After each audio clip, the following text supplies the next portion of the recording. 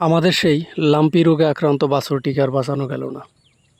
অনেক চেষ্টা করলাম, চিকিৎসার কোনো ত্রুটি ছিল না, তারপরেও আর বাঁচানো গেল না। তো এত কষ্ট করার পরেও, এত কষ্ট করে গরু পালার পরেও যখন মরে যায় গরু, তখন একজন কৃষক জানে, একজন খামারি জানে তার কতটা কষ্ট লাগে। এই 3.5 মাস বয়স, এখনও পানাইতেছি আর মায়েরে। তো ভাবেন একটা বার, এরে ছাড়া আর মায়েরে কেমনে করে দুধ দহন করবো, কত কষ্ট করে লালন পালন করলাম বাছুরটারে, তারপরেও মরে গেল গা। অনেক ওষুধ পানি খাওয়াইলাম, কিন্তু তারপরেও বাঁচলো না।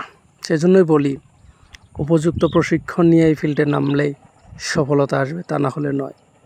আমাদের গ্রাম থেকে ইতিমধ্যে অনেকগুলা গরু মরে গেল, আপনারা দেখছেন, নদীতে ফালাইয়া দিছি। তো শেষমেশ আমাদেরটাও চলে গেল। খুবই ভালো ছিল বাছুরটা, মানে স্বাস্থ্যবান ছিল, 3 মাস বয়স মাত্র। তো এরকম মাঝে মাঝে ঝড়ি আসে, তখন আর সেই ঝড়িতে সব কিছুই তছনছ হয়ে যায়। কত কষ্টে গড়া স্বপ্ন এক নিমিষে ধ্বংস হয়ে যায়। তো মতামত জানাইন।